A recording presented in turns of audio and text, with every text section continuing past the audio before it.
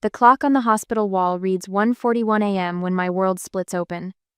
I stand frozen in the fluorescent-lit corridor of Memorial General's third floor, my knees suddenly hollow, my phone trembling in my hand. Jasper's voice is lightly slurred, intimate confessional echoes through my earbuds. Bryn, I don't know what to do anymore. I press my back against the wall. Room 312's call bell chimes insistently down the hall, but I can't move, can't breathe. Can't do anything except listen to my fiancé's voice crack through the tiny speakers pressed against my ears. The wedding's in 6 weeks, and I wake up every morning feeling trapped. A heavy sigh follows, then the unmistakable sound of ice cubes clinking against glass. Lola's reliable. She'll make a good mom someday, but there's no spark, you know. Never really was. My free hand flies to my mouth, pressing hard enough to bruise. Somewhere in the distance, the call bell rings more urgently. My body registers it as something I should care about, but it's happening in another universe now. Sometimes I still think about Leora. Jasper continues, his voice dropping lower. What might have happened if she hadn't moved to Seattle? With Lola, I fake it most of the time. The words hit like physical blows. Fake it. Fake it. The fluorescent lights above me suddenly seem harsh, exposing. I reach for the wall to steady myself, my engagement ring catching the light. A diamond-bright mockery. This morning, was it really just 14 hours ago? I kissed him goodbye, his coffee already poured in his favorite mug. The wedding planning folder sat on our kitchen counter, stuffed with venue brochures and catering menus. During my lunch break, I picked up 3 bridal magazines, their glossy covers promising perfect days, perfect lives. Merritt, you okay? Sarah's voice cuts through my haze. I look up to find my fellow nurse watching me, concern creasing her forehead. I straighten, yanking the earbuds from my ears as if they've burned me. Fine. I manage, my voice coming from somewhere outside myself. Just checking a message. Mr. Harmon's been hitting his call button for 5 minutes, she says, her eyes narrowing slightly. Everything all right? I nod, pocketing my phone. Sorry. On my way. For the next 6 hours, I move through my rounds like a ghost in nurses' scrubs. Check vitals. Adjust IV drips. Dispense medications. My body performs each task with practiced precision while my mind replays Jasper's words on endless loop. Reliable. No spark. Fake it most of the time. Mr. Harmon complains about his breakfast. Mrs. Weber needs help to the bathroom. The new admission in 309 has questions about her medication. I smile, explain, assistal, while feeling like I'm watching myself from across the room. My phone buzzes in my pocket at 7:17 a.m., then again at 7:22. By 8 o'clock, it's vibrated 5 times. I don't need to look to know it's Jasper, realizing his mistake, attempting damage control. When I finally check during my break, the text messages confirm it. Babe, I need to talk to you. Call me when you get this. Lola, please. I was just drunk. Babe, I was just drunk. Call me. It wasn't what it sounded like. I silence my phone, sliding it back into my pocket. The morning stretches endlessly before me, filled with call bells and medication rounds and vital signs, the comforting rhythm of responsibilities I know how to fulfill. Unlike loving Jasper, which I apparently never did correctly. Afternoon breaks as my shift finally ends. In the locker room, I change mechanically, avoiding my reflection in the mirror. Outside, the hospital parking lot is quiet. I sit in my car, keys in hand, and finally let the tears come. I think about the signs I've ignored for months, maybe years. The way his eyes drift when I talk about our future. How our kisses have grown briefer, more perfunctory. The subtle flinch when I touch him unexpectedly. The way he pulls back during intimacy, going through motions without truly being present. Instead of starting the engine, I stare at my phone. 3 more messages have arrived. More explanations, more excuses. My thumb hovers over the call button, but something stops me. Not yet. I need to let this truth settle into my bones first. Each morning for 3 years, I've driven past Wildflower Gardens, the wedding venue we booked 6 months ago. Today, it looks different, a mirage shimmering in the early morning light, beautiful but insubstantial. I used to slow down to admire it. Today, I press the accelerator and drive past without a glance. Outside our apartment building 30 minutes later, I sit with the engine off, watching the sunrise paint our bedroom window gold. Inside, Jasper is waiting, rehearsing explanations. perhaps believing I'll accept whatever story he offers, because that's what reliable, practical Lola always does. Tears stream freely now, dripping onto my scrub pants, creating small dark circles on the faded blue fabric. For the first time in our relationship, I don't rush to wipe them away. The sun spills through our living room blinds, casting prison bar shadows across Jasper's face. He sits on the edge of our couch, the one we spent 3 weekends shopping for, his shoulders hunched, still wearing yesterday's wrinkled button-down. His eyes, rimmed red from what I assume is a sleepless night, follow me as I set my bag by the door. Lola. His voice cracks, hoarse and desperate. Thank God, I've been calling all night. I stand just inside the doorway, unwilling to step fully into what now feels like someone else's life. Our engagement photos stare down from the wall, two smiling strangers caught in a moment that never existed. I can explain? Jasper says, rising from the couch. It was just drunk talk, pre-wedding jitters. He crosses the room but stops when I take a step back. Every guy gets cold feet. My gaze drifts to our refrigerator where the wedding countdown calendar hangs. 47 days circled in bright red marker. 6 weeks and 5 days until I was supposed to walk down the aisle toward a man who has to fake his feelings for me. I want to hear it again. My voice surprises me with its steadiness. What? Jasper blinks. The voice memo. I want to hear all of it. Color drains from his face. Lola, it doesn't matter what I said. I was drunk and... If it doesn't matter, then you can play it for me. His hesitation tells me everything. When he finally pulls out his phone, his fingers tremble against the screen. I deleted it. Then we'll listen to the one on my phone. I pull it from my pocket, watching panic flash across his face. There's more, isn't there? The question hangs between us. Jasper sinks back onto the couch, head dropping into his hands. It wasn't the first message. The confession lands like a physical blow. I press my hand against the wall to steady myself. Show me. Reluctantly, he unlocks his phone and passes it to me. The message thread with Bryn stretches back months, his sister counseling him through doubts he never once shared with me. She deserves better than someone half-committed, Bryn had written 3 weeks ago. I know, but breaking it off now would devastate her, he'd replied. Each message burns through me, but I force myself to keep scrolling, to absorb every word of this betrayal, not just the drunken confession, but the sober, calculated deception that preceded it. I hand his phone back, suddenly feeling taller, stronger. Something crystallizes inside, me, a clarity that cuts through months of fog. How long? I ask. Jasper looks up, confusion crossing his features. How long have you been settling for me? I haven't been. Don't. The word comes out sharp enough to make him flinch. At least have the decency to be honest now. My phone buzzes in my hand. A text from Aaron. My spare room is ready whenever you need it. The message unlocks a memory, Aaron's concerned face over coffee 6 months ago. Are you sure he's as invested as you are? I'd dismissed her worries, convinced she was projecting her own relationship fears onto mine. I'd chosen Jasper's half-hearted reassurances over my best friend's genuine concern. The contrast hits me with stunning clarity. Since Leora moved, Jasper finally admits, his voice small. I tried to move on. I thought eventually I'd feel with you what I felt with her. I nod, absorbing this final confirmation of what I already knew. I'm going to pack some things. Lola, please. He stands, following me toward our bedroom. We can work through this. Couples therapy, postponing the wedding, whatever you need. I move mechanically through the room, pulling clothes from hangers, toiletries from drawers. Jasper's pleas shift between apologies and justifications, a desperate pendulum swing. It was one mistake, he insists as I zip my suitcase. It wasn't, I correct him, my voice calm. The mistake was pretending to love me the way I deserved. That wasn't one night. That was 3 years. In the bathroom, I remove my engagement ring, feeling the slight indentation it leaves behind. Back in the kitchen, I place it deliberately on the counter beside the coffee maker where he'll find it tomorrow morning. From my purse, I take out a notepad and pen. My hand doesn't shake as I write. I deserve someone who doesn't have to fake it. Jasper stands in the doorway, watching me with dawning comprehension. Where will you go? Instead of answering, I pull out my phone and dial Erin's number. She answers on the first ring. I'm on my way, I say. Jasper makes one last attempt as I lift my suitcase. Lola, please don't throw away 3 years over one voice memo. I really look at him perhaps for the first time.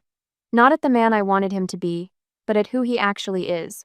Someone who settled, who compromised, who never fully chose me. I'm not throwing away 3 years, I tell him. I'm saving the rest of my life. The sound of the door closing behind me echoes with finality. In the hallway of our apartment building, I take my first breath as someone who refuses to be anyone's second choice.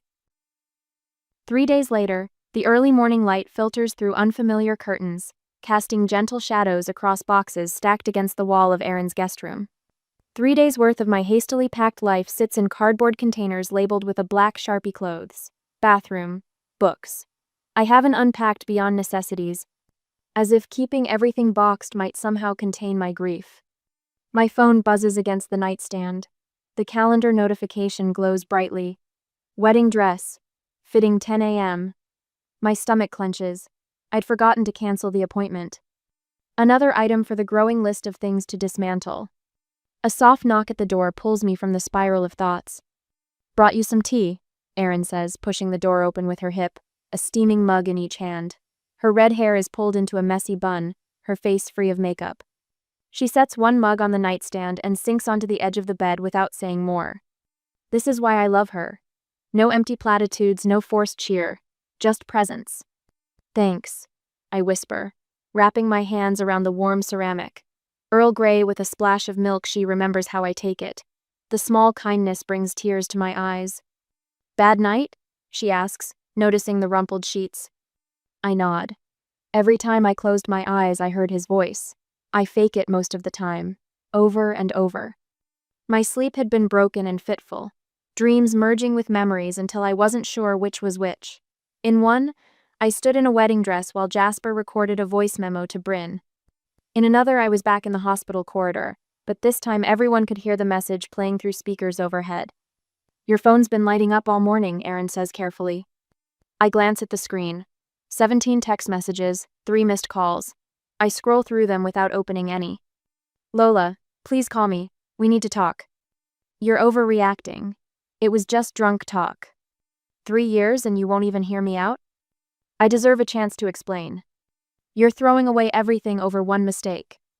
The progression is striking from apologetic to accusatory in less than 72 hours. His final message lands like a slap. "This is exactly why I've been feeling trapped. You shut down instead of working through problems." "He's really something," Aaron mutters, reading over my shoulder. I set the phone face down. "I should block him." "Probably," she agrees, but doesn't push. The doorbell rings, startling us both. Aaron frowns. I'm not expecting anyone. When she returns minutes later, Bryn follows her into the bedroom. Jasper's sister looks terrible, dark circles under her eyes, hair pulled back in a messy ponytail. She hovers in the doorway, uncertainty written across her face. "I'll give you two some privacy," Aaron says, squeezing my shoulder as she leaves. "I'm sorry for showing up like this," Bryn says, perching awkwardly on the chair in the corner. "I've been trying to call, but I'm not really checking messages," I finish for her. Silence stretches between us. 3 days ago, this woman was going to be my sister-in-law. Now, we're strangers connected by betrayal. "He doesn't know I'm here," she finally says. I needed to see you." To explain his side? The bitterness in my voice surprises even me. She shakes her head, eyes filling with tears. "No, to apologize, and to tell you the truth, which is something my brother apparently couldn't do." What follows shatters the remaining pieces of my heart. Bryn speaks carefully, each word measured, as she reveals that Jasper's doubts weren't new or temporary. Since our first date, he'd compared me to Leora. I was steady where she was exciting, reliable where she was unpredictable.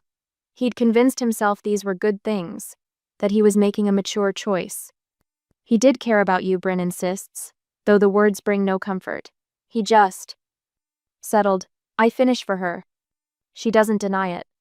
After Bryn leaves, I sit among my boxes and make calls I never imagined making. Each vendor conversation follows the same pattern: their initial confusion, followed by awkward sympathy. "I'm so sorry to hear that, Miss Merritt." "No, I understand about the non-refundable deposit." "Yes, I'm certain. The wedding is cancelled." By the 4th call, my voice steadies. By the 8th, I'm almost numb. The caterer, the florist, The DJ, the venue, the photographer, the officiant. 3 years of relationship and 6 months of planning, dismantled in 47 minutes. The financial reality is sobering, nearly $7,000 in lost deposits. But as I make the final call, a strange sense of relief washes over me. Each cancellation feels like cutting a thread that bound me to a future built on lies. My phone pings with new messages as news spreads, friends expressing shock and offering support. My mother's confused voicemail asking if this is just cold feet. My sister's fierce loyalty. He never deserved you anyway. The afternoon stretches before me, empty of plans for the first time in months. Without conscious decision, I open my laptop and navigate to the hospital's internal job board. The nurse shift coordinator position is still open, the one I'd considered applying for last year, before Jasper mentioned wanting to try for a promotion that would require longer hours from him. Someone else can take it, I'd said then. Your career is hitting such an important phase. I hadn't even realized I was putting his ambitions before mine until this moment. I update my resume with fierce concentration, no longer pausing to consider how each career move might affect our shared schedule. When I hit submit, something uncurls inside my chest, a quiet pride in my own capabilities that has nothing to do with anyone else. My phone rings 20 minutes later. It's Gloria from HR. Lola, just saw your application come through. Any chance you're free for an interview tomorrow morning?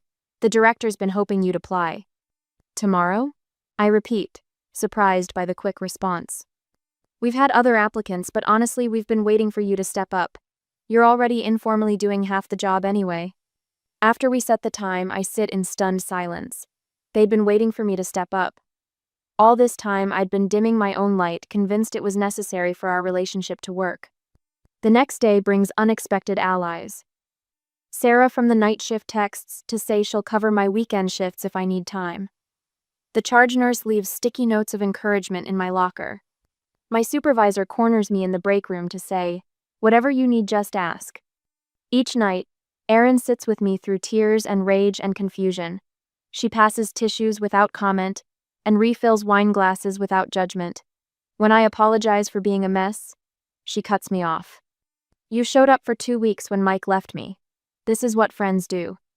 On my first day back at work, Mrs. Abernathy, an 83-year-old patient recovering from hip surgery, notices my ring finger is bare.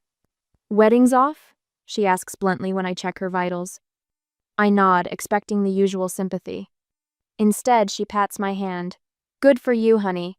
Better to find out now than 20 years and 3 kids later. I stayed with the wrong man for 42 years. You just dodged a bullet. 2 weeks after leaving Jasper, I realize I've developed new routines.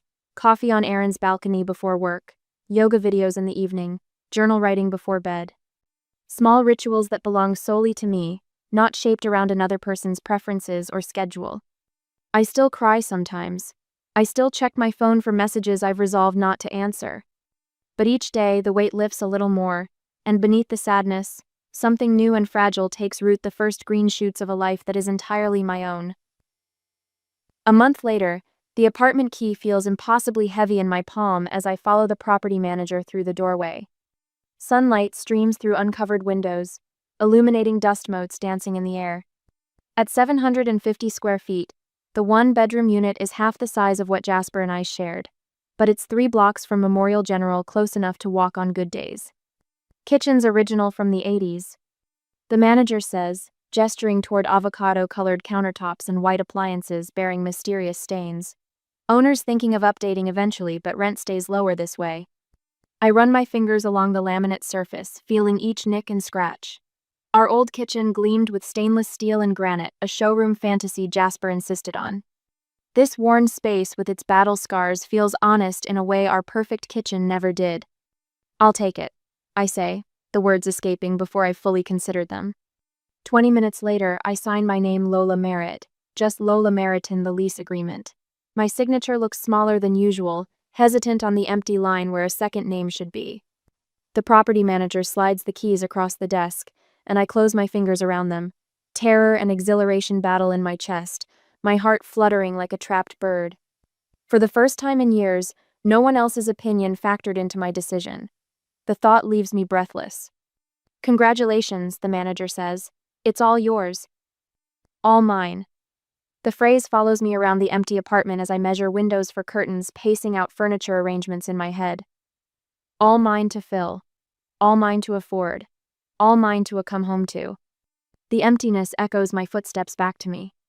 2 days later, Jasper appears in the hospital lobby, a bouquet of stargazer lilies almost obscuring his face. My favorite flower's a detail that feels manipulative now. From behind the nurse's station, I watch him charm the receptionist, his shoulders relaxed as if this is a casual visit rather than an ambush. "Your fiancé's here," Sarah whispers, the word fiancé striking like a slap. "I haven't told everyone yet." "He's not my fiancé anymore," I say, the word still foreign on my tongue. "Can you tell him I'm with a patient?" I slip into the staff bathroom, counting breaths until my pulse steadies. When I return 20 minutes later, the lilies sit abandoned at the desk. Sarah shoots me a sympathetic look. "He said he'll catch you another time," seemed pretty sure about it. The next morning, Ryan texts that he ran into Jasper at the gym, totally random, but he asked about you. 2 days after that, Melissa mentions a coffee shop encounter where Jasper looked absolutely heartbroken. The staged coincidences pile up like the spring pollen coating my windshield each morning, impossible to ignore. Increasingly irritating. Then comes the Tuesday evening call from Eleanor Hale, Jasper's mother, her voice wavering with practiced vulnerability. "Marriage isn't always easy, sweetheart," she says, as if I've simply hit a rough patch rather than discovered a fundamental deception. "Jim and I went through terrible times before our 30th anniversary."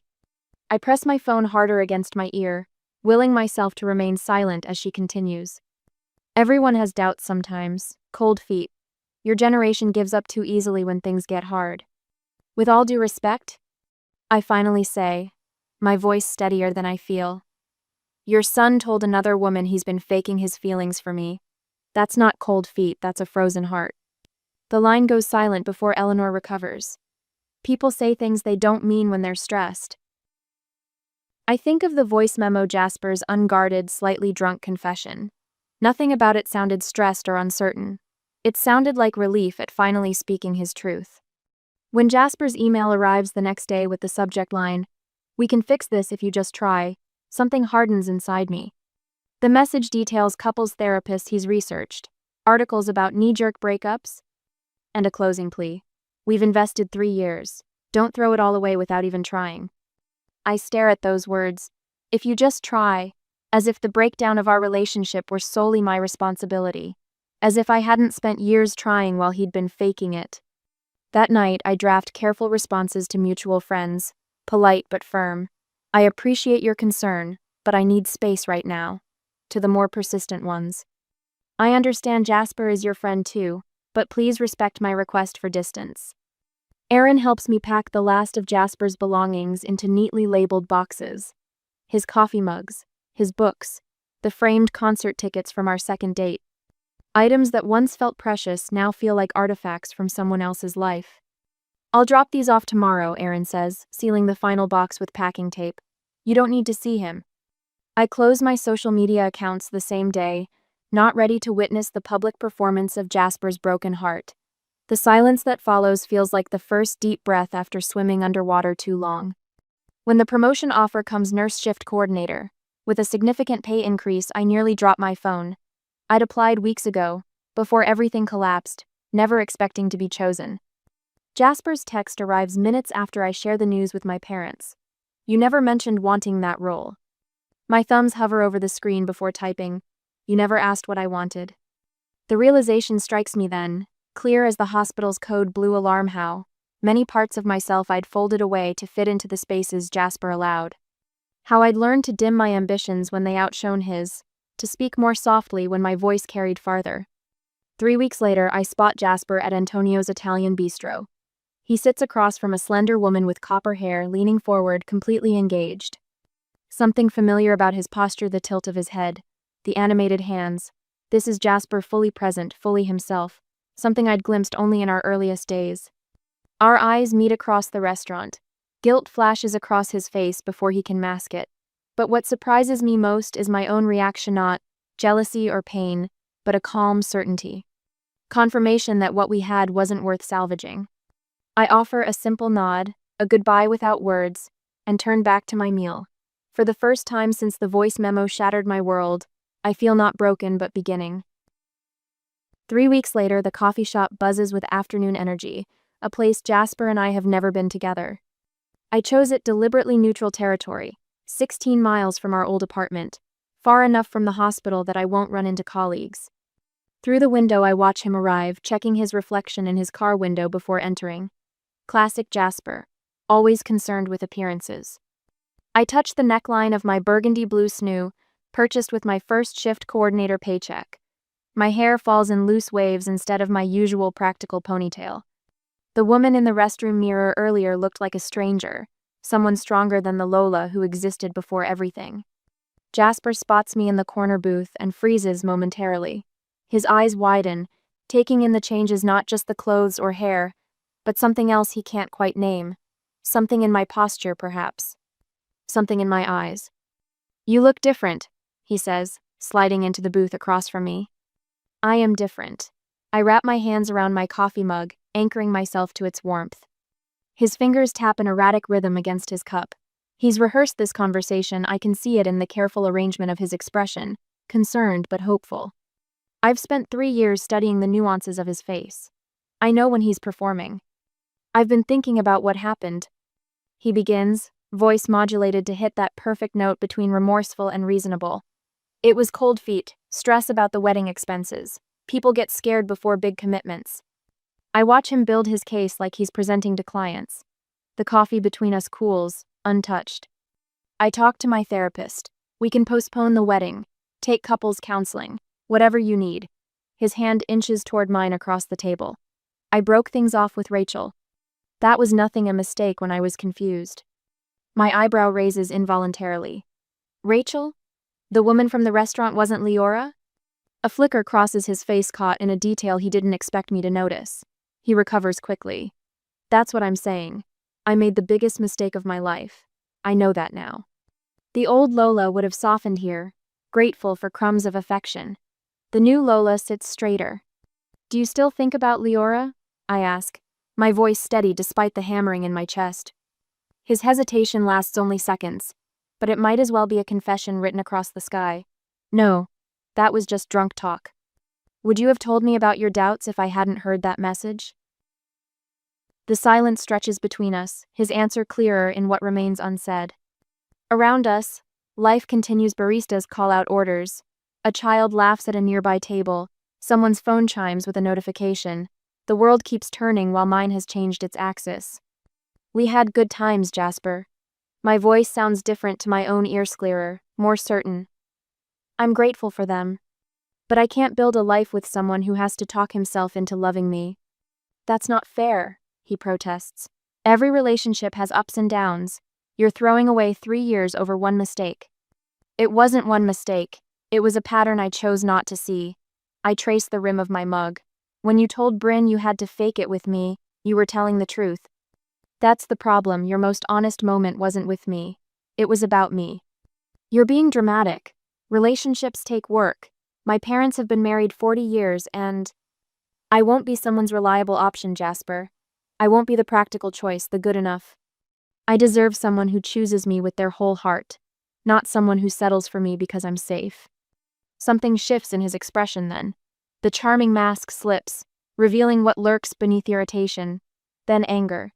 His jaw tightens. You know what your problem is, Lola? You've been reading too many romance novels. Real life isn't some fairy tale. His voice hardens. You'll regret throwing away a good thing. Do you think it's easy to find someone at 30? With your schedule? I absorb the blow, letting the words settle into my bones. This is who he truly is. Someone who believes I should be grateful for the scraps of his affection. Someone who thinks I need him more than he needs me. There it is, I say quietly. The truth at last. I stand, placing exact change for my untouched coffee on the table. His eyes follow the movement, disbelief replacing anger. He expected me to crumble, to negotiate, to cling to what we had. Lola, wait. Being alone isn't what scares me. I meet his gaze directly. Settling is. I walk out of the coffee shop into the autumn sunshine. Each step feels like crossing a boundary into new territory, unmapped, uncertain, but undeniably mine. Behind me, through the window, Jasper remains frozen in the booth, his reflection growing smaller as I move forward. For the first time in 3 years, I breathe without waiting for someone else's approval. The air tastes different out here. It tastes like freedom. 3 months after the encounter, morning light streams through the east-facing windows of my apartment, casting golden rectangles across the freshly painted lavender walls. 3 months ago, this space was just empty rooms and bare walls. Now potted plants line my windowsills, African violets, unfurling purple blooms, a peace lily stretching toward the sun, and the stubborn spider plant I rescued from the hospital break room that now cascades over my bookshelf. I run my fingers over the smooth surface of my coffee mug, still marveling at how the smallest decisions now belong entirely to me. Simple things like choosing this particular shade of lavender for my walls when Jasper always insisted on practical beige feel like quiet acts of rebellion. Yesterday marked what would have been our wedding day. I waited for the tsunami of grief, braced myself for it, even kept the day clear just in case. But instead of devastation, I felt something unexpected: relief, tinged with a gentle sadness for the woman who once believed that love meant making yourself smaller. My phone chimes with a notification. Aaron has tagged me in photos from last weekend's staff picnic. I swipe through them, pausing at one of me laughing at something Dr. Friedman said, head thrown back, eyes crinkled. The woman in that photo isn't forcing a smile or posing carefully, she's just happy. The bell above the cafe door jingles as I enter, grateful for the blast of air conditioning after the humid June afternoon. I've just settled at a corner table when I spot her unmistakable, even though we've never met. Leora Thompson, her dark curls exactly as they appeared in Jasper's old Instagram photos, stands at the counter ordering coffee. My stomach knots. I consider leaving, slipping out before she notices me. But something roots me to my seat: curiosity, perhaps, or some final puzzle piece I need to find. When she turns, our eyes meet. Recognition flashes across her face. Jasper must have shown her my photos too. She hesitates, coffee in hand, clearly contemplating her escape route. I surprise myself by raising my hand in a small wave, then gesturing to the empty chair across from me. More surprising still is when she actually walks over and sits down. This is weird, she says, setting her cup down carefully. No pretense, no forced pleasantries. Completely weird. I agree, and somehow we both laugh. The initial awkwardness dissolves into something unexpected: understanding. We talk about Jasper, but not in the way I imagined. No competition, no comparison. We burned hot, Leora says, stirring her coffee absently. Passionate but volatile, more drama than actual love. She meets my eyes directly. He romanticizes intensity but can't handle genuine intimacy. What he wants and what he needs never align. Her words settle over me like puzzle pieces clicking into place. He admired your steadiness, she continues, but couldn't value what he truly needed. Something unwinds inside my chest, a final knot of doubt I hadn't realized was still there. 2 weeks later, I sit at a corner table in Erin's favorite restaurant, surrounded by friends celebrating her birthday. Dr. Friedman Michael sits beside me, our conversation flowing easily throughout dinner. When his hand brushes mine as he passes the bread basket, I feel that flutter of possibility. Would you like to get dinner sometime? He asks as we wait for our cars at the valet stand. The old Lola would have said yes automatically, flattered by his interest. The new one knows better. I'm focusing on myself right now, I tell him, but I'd like to be friends. Instead of disappointment, I see respect in his eyes. I'd like that too. On my apartment balcony that night, I watch the sunset paint the sky in watercolor strokes of pink and gold. The wedding planning binder sits open on my lap, its contents removed, replaced with career goals, certification plans, and notes from my mentoring sessions with Tessa, the new nurse who reminds me so much of myself 3 years ago. I open my journal and write, I'm not someone to settle for. I'm someone to choose with clarity, not compromise. As I close the journal, a peaceful smile settles on my face. Tomorrow stretches before me, undefined, unplanned, and entirely mine.